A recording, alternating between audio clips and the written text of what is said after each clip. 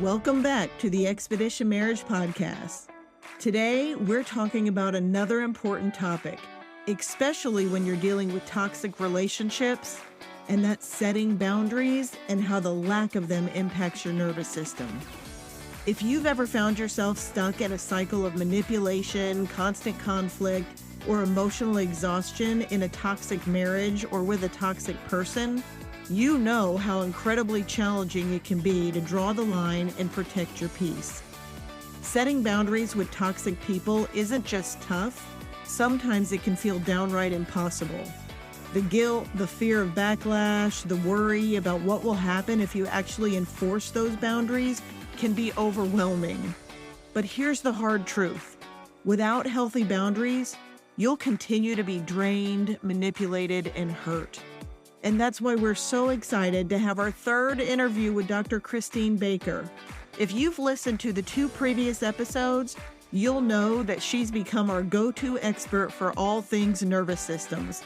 And she's here to help us understand why setting boundaries, especially in toxic situations, is so difficult, but also why it's so critical for your emotional and physical well-being. She'll explain how our nervous systems can get stuck in patterns of fear and appeasement, making it hard to stand up for ourselves. And she'll share practical advice on how to break free from these cycles. If you're struggling to set boundaries in a toxic relationship, or if you've ever felt like you're losing yourself while trying to keep the peace, this episode is for you. We're going to explore why boundaries are your lifeline and how you can start building them today. So get ready for a powerful conversation that could be your first step towards reclaiming your life, your sanity, and a healthy nervous system. Welcome back, Dr. Christine Baker, to the podcast for the 3rd episode. Third time. So happy to be here. No, this is great. So if you haven't listened to the first 2, maybe you don't have to listen to them first before you listen to this, but certainly go listen to them. A huge amount of great information, a very helpful, needed information. Whether you are experiencing any kind of trauma, have experienced trauma, you're going to go through this or likely have a spouse that has dealt with this. And so you can be a resource. We always say, apart from God, you are your spouse's most important resource. If you have to keep asking them what to do or what to say, you're not a resource. They're the resource. So become informed yourself so that way you can be the resource. Okay. So that all to say that this episode, like the other ones, are for everybody. And so please gain what you can so you can do that. Now, last episode, we were talking about a concept of being in a relationship where you're trying to gain healing and both spouses aren't working towards that or aren't working well towards that. And there's an analogy I like to use for that. It's kind of like this idea of being in warfare. If you're on the battle line and you're getting injured, the best you can do is triage, right? We could pack a wound, we could tie something off, we can try to, but we're not going to experience healing there. We got to get out of the battle and we got to get back behind safe lines before we can actually start to experience real healing, before we can have that surgery, have that rehab and all that. And so if we're in our environment is still that of battle, then it's going to be really, really difficult for someone to heal and to move past that. So the best you can do is triage if you're staying in a toxic environment. That is a great analogy. Props to you for that analogy. Yes. Yeah. Wait, hold on. I have an applause button. Okay.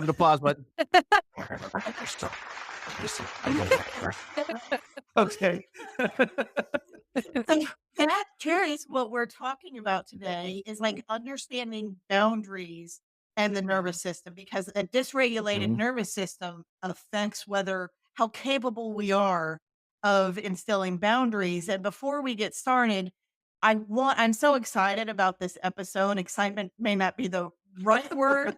But I'm excited because I think it's going to help so many people. Mm-hmm. And I think it's going to help a group of people that really need the help.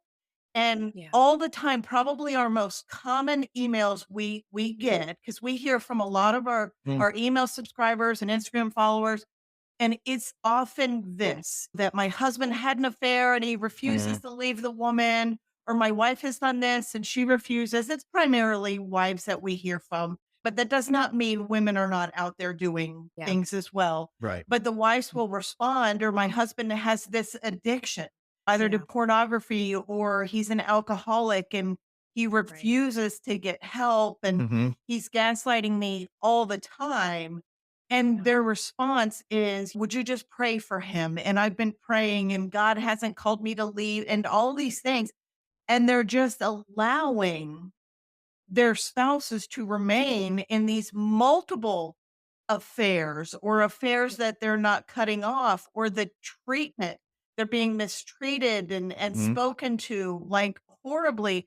And they're really struggling to put boundaries in place. And so there's got to be a connection. So, what is speaking nervous system wise? 'Cause that's your level of expertise there, area of expertise.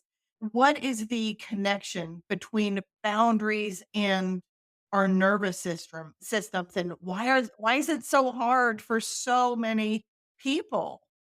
Yeah. Yeah.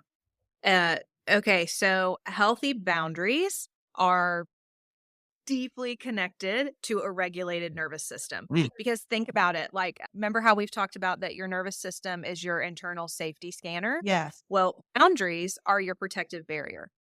So it allows us to engage with the world while we maintain a sense of safety.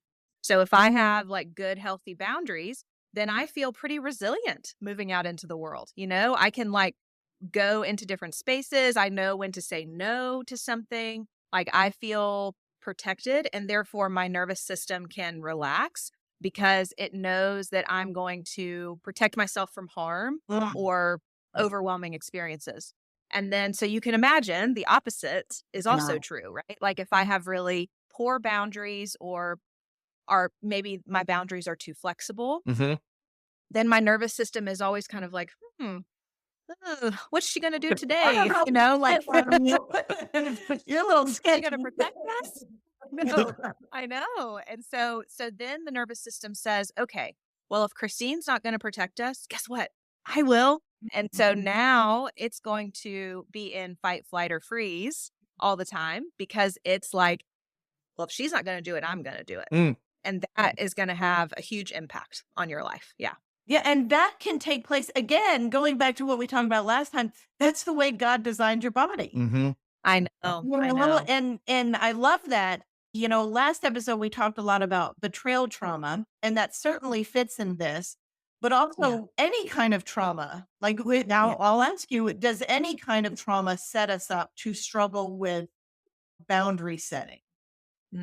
Yeah.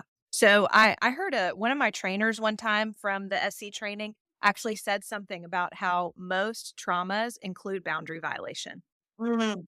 Which was interesting to think about, because, and it may be clear boundary violation, like an assault, or it could even be a car accident. Yeah. Like that is a violation Sure. of your physical boundary, Yeah. right? And so I do think that most, and I'm not going to say all, because I haven't thought through every Right. single trauma, Mhm. see if this applies, but I would say that most trauma has some kind of boundary violation in it. And therefore, to heal from it, we have to help restore healthy boundaries Well, in ourselves. yeah, that's a great point. I love that idea, because I was thinking that what's more clear boundary than somebody crossing a line That's right. and Right. smashing into In you. your space. Yeah. So what Ab- happens then to our nervous systems? Like, let's talk Mhm. about one of the wives who have emailed us, and they're staying in this toxic Mm. relationship where they're allowing repeated behavior. And I say allowing, but that's also, they can't control whether or not their spouse does that, Mm. but they Sure. can control if they tolerate it or not. Yeah, how they respond to it. Yes. Yeah. So that's what I'm meaning by allowing. But what Mhm. happens? What's going to happen to that wife and her nervous system if she continues to tolerate constant betrayals and constant poor behavior. Yeah. Yeah. Yeah. When we consistently tolerate violations of our boundaries, our nervous system is going to remain in this like chronic activated state. And so, if I can introduce one little sciencey, nerdy word, I think that it's actually really helpful when we think about boundaries in the nervous system. Have you guys heard of allostatic load? I have heard of that, but I have Yeah. no idea what it means. But as soon as you say it, I'll Yes. remember, but I've Yes. heard it, but I don't know what it means. Do you know what it means? Yeah, Oh, but I'll let yeah, let her. No, our expert guests. I don't want him to know. Well, I think it is so important to this conversation. So, what it means is it's the wear and tear on the body system due to chronic or repeated stress over time. So, ultimately, it's like how we understand the long-term effects of stress on physical and mental health. So, when we think about this, some of the key components to understanding allostatic load is knowing that it involves multiple body systems. So, like our cardiovascular system, our metabolic system, our immune system. These sweet clients that are so traumatized and they're also getting colds every Yeah. few weeks. Like, Yeah. this is a thing. Our neuroendocrine system, it involves so much of our body. And how we can understand it is reflecting how hard the body is working to maintain equilibrium in the face of chronic stress. Mm. So, what I mean by that is if I'm sitting in a state of like chronic stress response, fight, flight, freeze all the time, my body is saying, oh my goodness, we need to put all of our energy and resource into these responses. And therefore, let's shut off some of these other ones. And so, some of the other energy that would have gone to We our can't immune waste it on system. that because we have No, more no here. way. Yes. And so, because of that, those systems start to really struggle. And so, you may see like increased risk of hypertension, heart disease, metabolic. You may see weight gain, insulin resistance, diabetes risk, the immune system. Like I said, someone who gets sick a lot, increased inflammation, our neuro stuff. You're going to see lots of impact on memory. This is so Yeah. common Well, for people that have struggles with boundaries. The clients that I work with, it's like they just feel confused a lot because their body doesn't have enough energy to devote to the cognitive process that has to happen to hold on to memories. That's a lot of energy. mhm. And so anyway, I think my answer to your question, that's quite a long answer, but I think my answer is it impacts so much because your body is going to devote its resources to keeping you safe. And if it feels under constant threat because of lack of boundaries, then the rest of your body is really going to suffer. Mm. Yeah, in the fact of in the allostatic load, right? What I've heard and exposed to is things like, especially where couples are using divorce in arguments and throwing Yeah. that out, and as a result, then you'd have migraines or IBS or other Yeah. issues that would be coming out. Whereas if the couples just make that agreement, put in a boundary that they're no Yeah. longer going to be using divorce in an argument. That's off the table. So it removes Right. that threat, removes that relational threat, that trauma threat. And so now there's a Yes. little more security. Then as a result, they've seen things like the migraines and IBS clear up. Yeah. Yeah. Well, because it's like every time the other partner uses the word divorce, it's like I get a shot of adrenaline and cortisol, and like that's impacting everything. So yeah, I think that's a great example, great practical example. Yeah, and gotta be prepared for that. And I think it's very interesting what you're saying too, as far as the having troubles with memory and decision making and stuff like that. Because if I'm somebody who struggles with having boundaries, and then now as a result, I'm in a state of having concentration issues and decision making Yeah. issues, it's probably gonna be Yeah. very difficult for me to maintain proper boundaries because I'm not sure if that's a healthy boundary. Is that okay Yeah. for me to do that and all that? Is that something that you're seeing as a result of?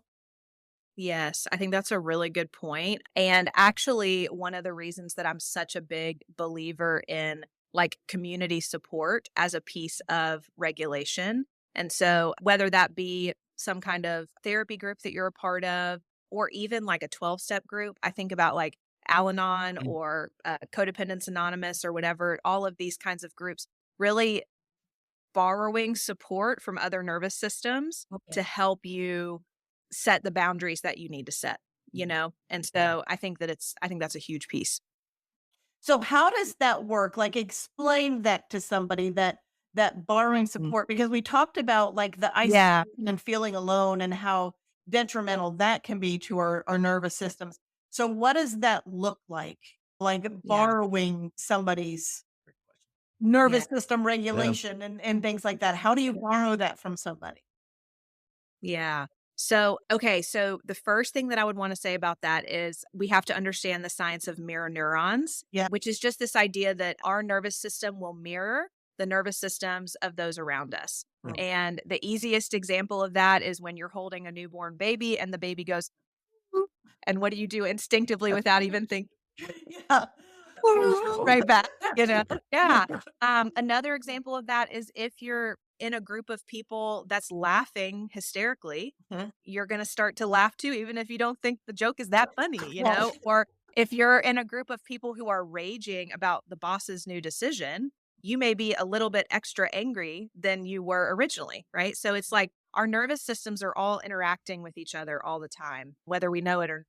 And so if I am a person who's really struggling with setting boundaries and I choose to put myself in an environment of people that one of their main goals is to create a healthier relationships through things like boundary setting, Mhm. and I work with someone, and I'm just going to use 12 steps as an example because I think so many people know about it. Like if I work with someone, to use their language, like a sponsor who has been down this road, done this work, all that kind of stuff, they're going to be more regulated in regards to boundary setting. Mhm. And so just by the sense of me hanging out with them and talking to them about what's going on in my life, that's going to impact my nervous system to have more wisdom because of that mirror neuron piece. So I think that that's one thing. And I think another thing is like the validation piece that we talked about Wow. last episode, because it's like, yeah, like if I'm feeling super confused about how to set a boundary with a spouse that's an addict, for instance, and I'm in Al-Anon and this person says like, no, yeah, that behavior is not okay. And you're like, yeah, I thought it wasn't okay, but I wasn't sure because I've Yeah. been gaslit for so many years, you know? I think that validation piece is super important as well. And so I'm just thinking as you're sharing this, it's almost like those emotions with one aspect of it are contagious.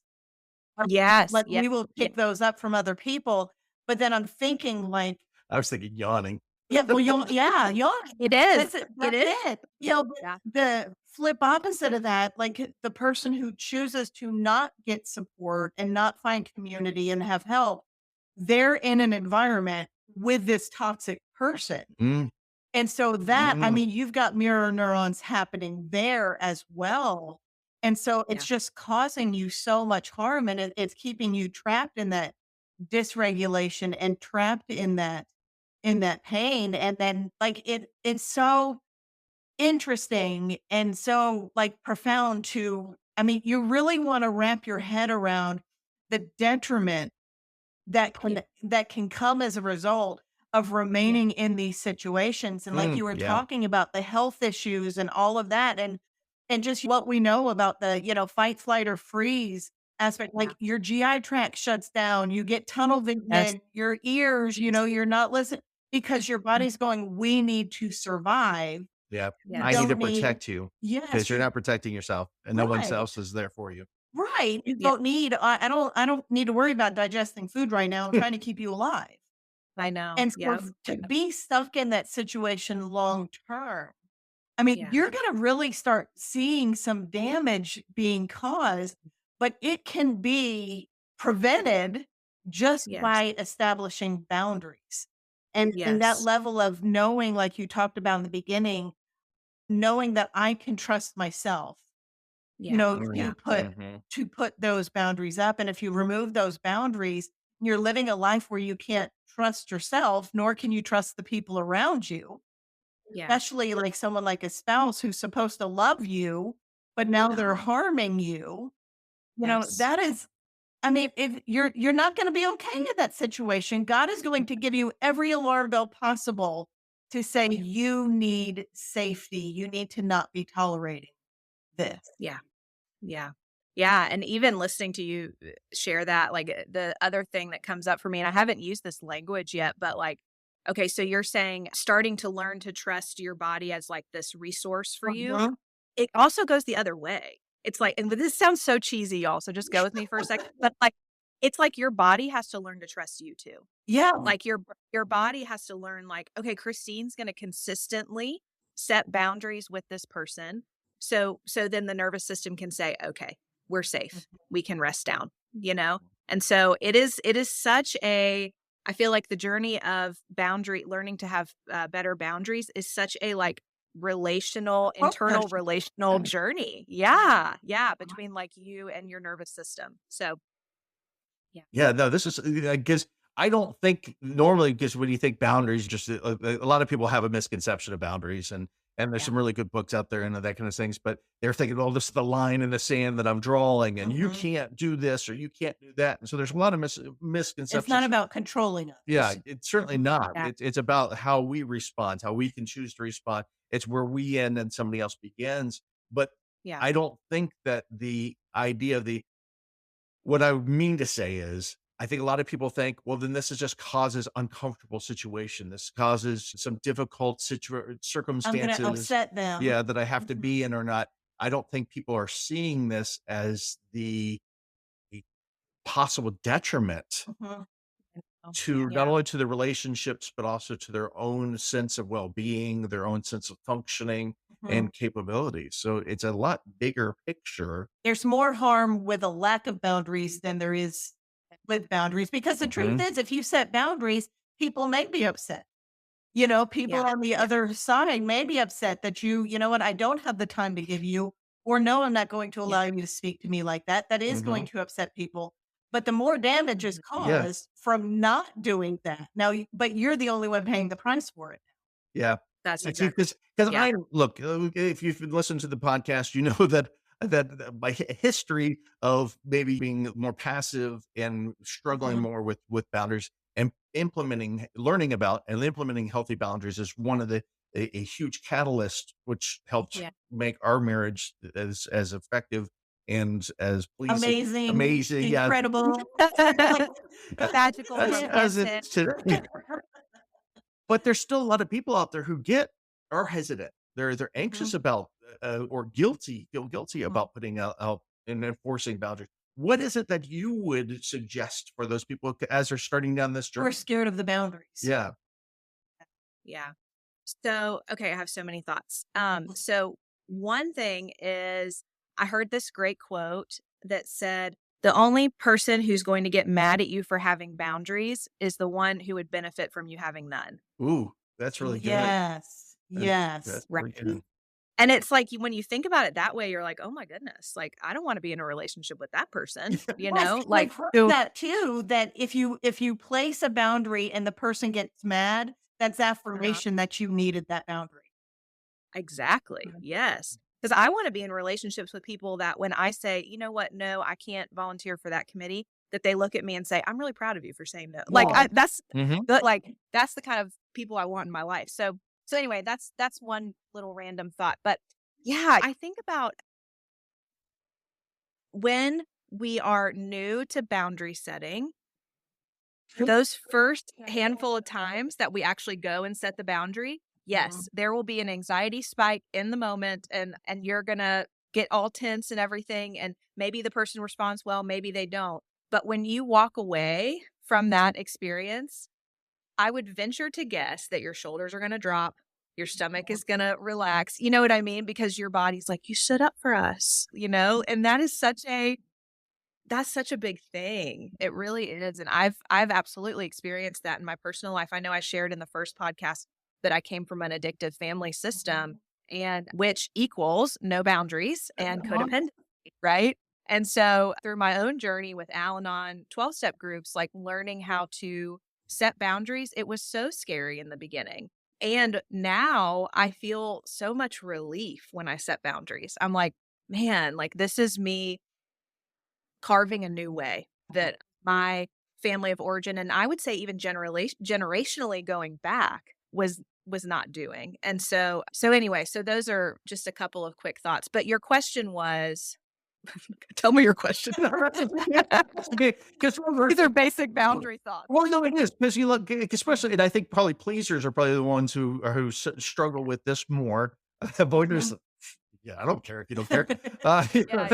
That's on you. That's right. You know, there's probably a little bit of, would it be okay if I could have, why can't I just, Yes. what's on you if you're not okay?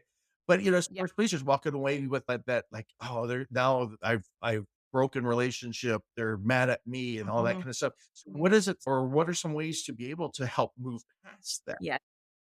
Yes. Okay. Thank you for repeating. So I think what I would say is there's this great concept in the somatic world called titration, which ultimately just means that we take baby steps to not overwhelm the nervous system. Mm. So let's say that you hear this podcast and you say, okay, I want to set boundaries. What I would not encourage is for you to like go to your person and say, we're no longer going to be friends anymore because you don't treat me well. Like, no, like let's not go to 100. Because your nervous system is going to, oh my goodness, you're going to do that. The person's going to be like, wait, what's going on? They're going to respond poorly. And then your body's going to say, oh, boundaries are threatened. Mm. And so I can't engage that. I can't do Yeah. that anymore. Right. But if we Wrongness. could baby step, I know if we could baby step our way there, then your body can start to learn what it's like to regulate in the midst of setting a limit. So I think the first step that you could do is really start to practice like self-awareness with your needs and limits. And you may not even say anything about it yet. You may just start by noticing inside.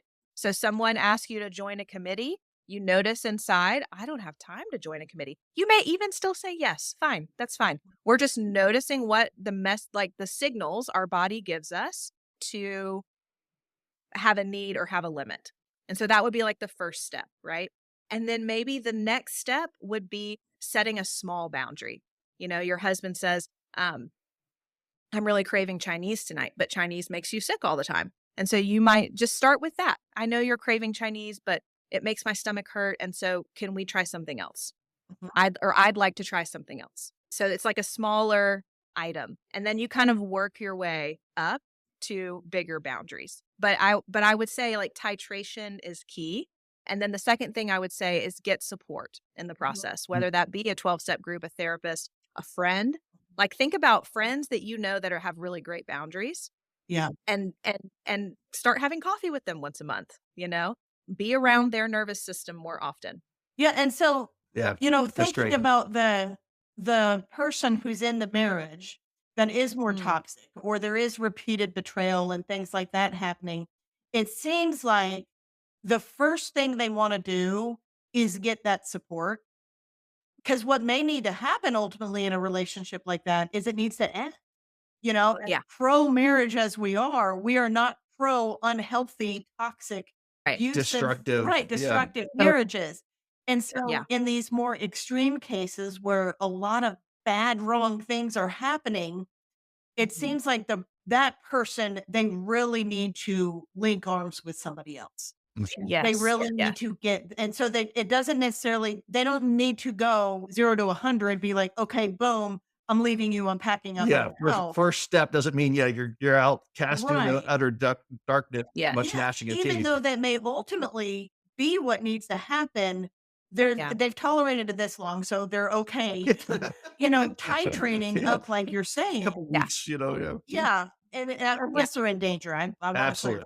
you're in danger, Of course. get help and get out. But getting that support, whether it is through the 12-step program, a counselor, or a trusted friend, or a pastor, someone like that, who can help you, because when you're so Dr. Baker. emotionally dysregulated, yes, and your nervous system is dysregulated, it's really hard to think clearly and think rationally, and you Absolutely. don't have the best seat in the house to see what's really going on.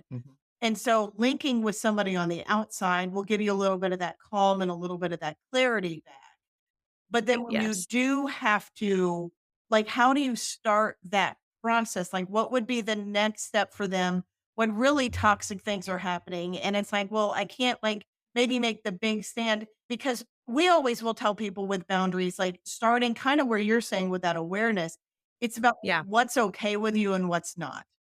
I love So that. is Yep. a good next Mhm. step something like, let me think about how I'm being treated and Mhm. what's okay with me and Mhm. what's not. And then like how do you go about addressing those things with somebody Yeah. who really isn't going to receive them well? Yeah. And I think too, another question is, what do I have control over? Mm. Yeah. As you're Yeah. thinking about like boundary setting, is it's like, yes, okay, I don't want to tolerate this behavior. And so like, I think an example I always give clients is like, yeah, if they do this behavior, then the client says, yeah, I want the boundary to be they have to sleep in the guest room. Well, Mhm. if they're a respectful partner and they will do that, then great, that's a perfect boundary. But if they're not, then they may say, well, I'm not sleeping in the guest room. This is Yeah. my bedroom and I'll sleep in my bedroom, And so the boundary might be then I will choose to sleep in the guest room. Mm. So it's like it has to be something that's within your control. And I actually think that that's important overall with boundaries because such a huge, I think, piece of regulation is coming back to your voice and your Mhm. choice, your autonomy. And so having boundaries that are actually things that you can enforce, I think is really, really important. So yeah, so it's like if the person gets the support they need, they're ready to start setting boundaries with their partner. I think that it would be kind of creating like almost like a stair step Mhm. of what the boundaries are going to be, I love the phrase, "If you choose to, I will choose to." Mhm. Mm. So, if you choose to do this, I will choose to do this. Like that. And yeah, and so you can, like, maybe like you said, start smaller, and then if they continue to not respect those smaller boundaries, you kinda move up the stairs. Mhm. Mhm. Yeah, Yeah, no, yeah, that's really good. And one of the things that I was thinking with this is as far as the criteria is yeah. what will I choose, to allow? Well, what's God want for you to? Mhm. I know. You're God's child. What is Yeah, this what he wants for his children? So that I think it's right. important to reflect on that is because well, here's And what so do you want for your own children? Would you oh yes, want that's a great what's point. happening to Yeah. you to be something that your own child Because you're definitely modeling it, right, definitely Yeah. right. putting But that that into will give you place. clarity as to whether because there can be confusion, Mhm. Yes. whether or not like, is this normal? Am I overreacting? Because that's often if Yeah. you're in a toxic relationship, that's often what you're told. Loose sense Is of you're being normalcy. dramatic, you're Well, again, that's part overreacting. of the gaslighting is it definitely Yeah. confuses your sense of normalcy because you're in an Yeah. environment you don't have external people to, be engaged with to go, is this normal? Is this Mhm. what's really Yeah. going on? And go, no, that's not normal. Mhm. It's not healthy. It's not Mhm. productive. It's something that should be, it's loving to go, you know what? That's not the way we should be engaging with each Mhm. other. If that's not what Yeah. God how God wants us to be engaging with each other, then it's really unloving for me to allow Yeah. that to go on.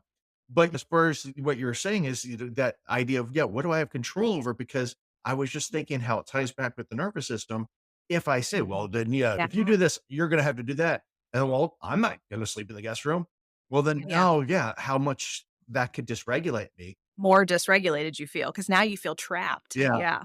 Mhm. I've Yeah. painted my own self into a corner. I know. Mhm. I know. And that's so often what I hear from clients is like, it's that consequence piece that they have a really hard time with. Yeah. It's like, yeah, they could tell you, okay, I don't want my partner to do A, B, and C, but then what they really struggle with is figuring out, but what's the consequence for that? Right. Like, what's the consequence that I can do that would even matter? Like Mhm. things like that. And I think what I always come back to is the consequence has to be something that is going to make you feel safer Yeah. because what's happening is they are engaging in a behavior that makes you feel unsafe. And so if you choose to, I will choose to. I'm choosing safety for myself, Mhm. which you can think about the guest room example, right? Like if you choose to not have covenant eyes on your phone, I will choose to sleep in the guest room because you not having covenant eyes on Mhm. your phone, which is a porn blocking Yes, software. yes. Mhm. That don't know. Yeah. And then I have to help create more safety for myself. Therefore, I will choose sleep in the guest room. So yeah, I think that's helpful when we're considering consequence. Yeah, I think that's worth repeating that if the consequence that you put on there should provide something that gives you more safety. And I think as Yes. people don't understand what they should be doing or why they should be doing it, and I think Yeah. that's ideal as far as Yeah. if you have that picture of that end in mind, and then you can work Yeah. back from that. Yeah, and I love that because so many people, and I know even people listening right now, they're like, just tell me specifically what to do, Mm. what to say, and all that. But that's not necessarily the best answer for you right now. Right. Because we can give you the line and tell you, okay, what are they doing? We can tell you what a good boundary is, but that's not going to bring the healing Right. that is needed here. That's not going to regulate your nervous system and make you feel safe. Yeah. So it's like we're prone to wanting the quick fix answer, Yes. but this isn't a quick fix process. And so it's get the help, get the support, and titrate, take those small steps. Yeah. And it has to be something that's within your control. Yeah. Your new boundary has to be something Mhm. you can do, and it needs to provide a sense of safety. Yep. Those are your starting points. That's the foundation, and a whole lot of statements and boundaries and all that can fit in there. But those are the Yes. things that need to happen. Now, one I thing, real fast. I thought I had a mnemonic for how to remember titrate. Tippy toe. Yes. Yes. That's so good. Yes. Tippy toe. It's over. No, It just a brings little back bit to- at a time. Yeah, yeah. It brings me back to what about Bob? Baby step. Baby step out the door. Baby Yes. step. Yes. Yes. Baby but steps. that's doable. And even hearing that, because sometimes if we were to just say, well, you need to tell them this or you need to do this, we may very well dysregulate your nervous system in what we tell you Yeah. to do. I don't feel safe telling them. You know, it's like, oh, Yep. there's shock Absolutely. to that. I can't do that. That's too hard. But the Yeah. key takeaway here is start somewhere, because you are going to see a whole lot of mental, emotional, and physical harm Yeah. being done to yourself to remain. Yeah. It's never good to remain in an environment that is constantly dysregulating you, where alarms are going off all the time or where it's toxic. And so Yeah. you Stay really behind the need, battle lines.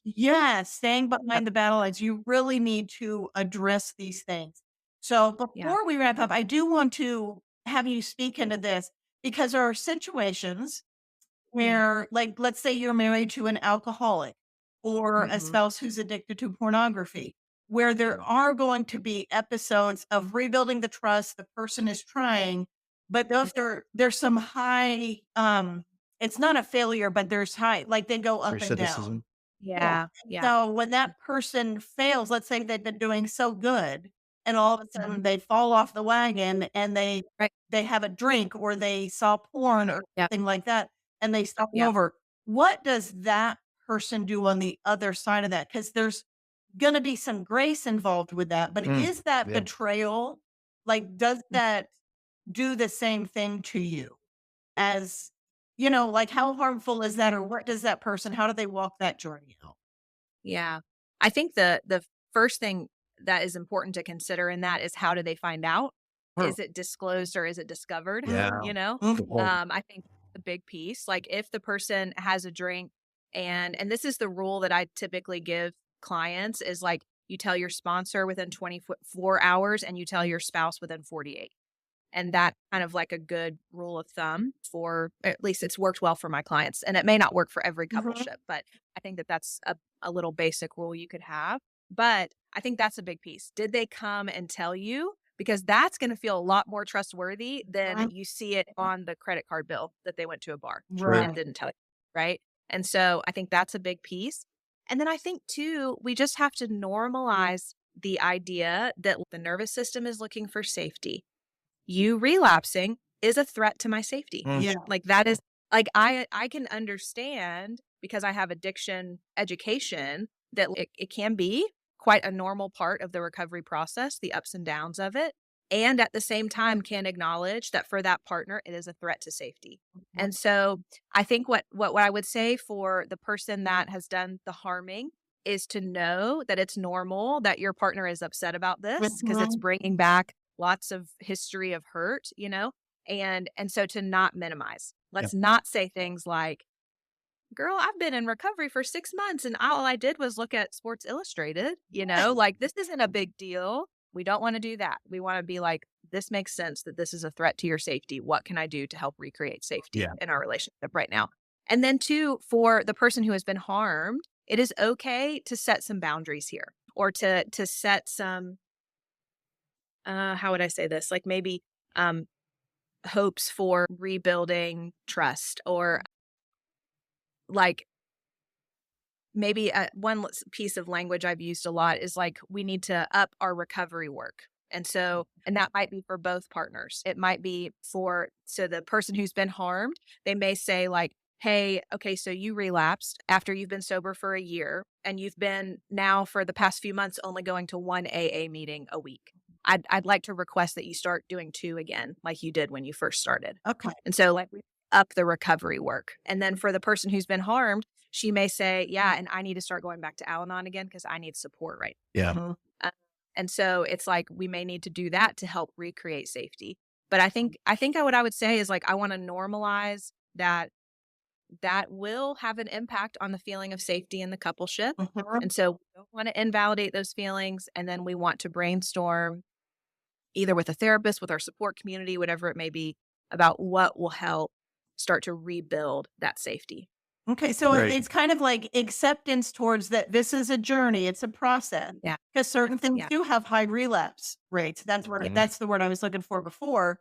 So accepting the journey, but that doesn't mean you just have to go, oh, well, they're gonna do that on occasion, and that's Yeah. what it is. So I just have to be okay with it. Yeah. Right. Yeah. There's consequences. That's okay, Mhm. you bashed into my car, you apologized, no one was hurt, thanks, but I still have a dent in the car. Right. Yeah, that's right. Right. That's right. No, that's And then really good. yeah. And I also just want to say this quickly about this idea of like relapse rate and stuff. I also just want to say that if you are partnered with a person who is struggling with addiction and they've had a lot of relapses, it is also okay for you to determine when, and I hate to use this phrase, but when enough is enough. Yeah. Like, Yeah. like it is okay for you to come to a place of, I have really tried to stand by you, but you've relapsed 15 times and I just can't emotionally, I can't keep going through this. Yeah. And I wish you the best, but like, I can't. And so, and again, I think that's all related to being connected to your own nervous system enough to know what you need for safety. Right. Yeah. And I Yeah. love that you are really drilling home the point of safety Mhm. is Yeah. what this is about. Because if we lack safety in our lives, in our minds, in our bodies, I mean, that's not good. That's not good. Good things are not going to come from that. And because you mentioned that enough is enough, we actually have an episode we will link in our show notes about that, like what to do when you're at that point of enough is enough. It's too much, and the steps you need to take for that. So in closing on this, what final piece of advice, if you could kind of speak straight and to the heart, you've got the person who is one of our emailers going, this keeps happening, all of this stuff. They're so toxic. And sometimes it's multiple things. He's an addict, he's a pot smoker, he's having an affair, all of this stuff. What do you tell this person? Yeah. Yeah. So I think repeating a couple things we've already said, small steps, Mhm. learning your internal cues for what are your limits, what are your needs, surrounding yourself with supportive people who model the kinds of relationships that you want to have. And then also just recognizing that you deserve respect and safety in your relationships. And I think about 1 Corinthians 6:19-20. It says, do you not know that your bodies are temples of the Holy Spirit who is in you, whom you have received from God? You are not your own. You were bought with a price. Therefore, honor God with your body. Mm. And I think that this passage just reminds us of our inherent worth and the importance of treating ourselves and our bodies and our nervous systems with respect, right? And so, and that may result in I need to set more boundaries to help protect this gift that God has given me. And so, yeah, and I think just knowing that, trusting that, the more you practice this boundary setting, the easier it's going to get. And that, yes, healing is a process, but the well-being on the other end is absolutely worth all of that effort. So, Yeah, and definitely, I love that you said that because this is not, these toxic relationships, they're not what God intends for us. Yes, No, we can no. do hard it things. doesn't honor him very well. Yeah, we're not supposed to be leading these lives free of suffering, but we're Yeah. also like, you're not giving God the glory Mm. by staying in this marriage or in this relationship, even with an outsider or a friend or a parent that is harmful, that is toxic. You're not helping them. You're not Yeah. helping yourself, and you're not honoring God with Yeah. that, because he wants us to have healthy marriages that represent him and how Christ loves the church. Yes. And so, Christine, Amen. I love everything that we have talked about in all these episodes, and who knows, we may have you back again. Hey, I'm here for it. It's so valuable. Again, I want to plug the Somatic Wellness Collective, Christine Dr. Baker's membership group that she has. If you've loved what you've heard over these episodes, there's so much more you can learn. And it's like interesting, it's helpful, and it's just, it's life-changing stuff. And so go get the information about that. Eye-opening. Yeah. Yes, but thank you so much for So sharing much with us for having me. here. And just thank you for the work that you do, because the Lord is using you to help bring healing to people. And man, it's life-changing to Much needed. feel so unsafe and so dysregulated and anxious and depressed and all of those things. And then to come out the other side and all of a sudden feel safe and secure and your joy returns. There is nothing better than that. And so we appreciate that. That's what you help people achieve. So it is great and holy work that you do. And we are huge supporters, and we appreciate you pouring into our people as well. So thank you so much. Thank you so much.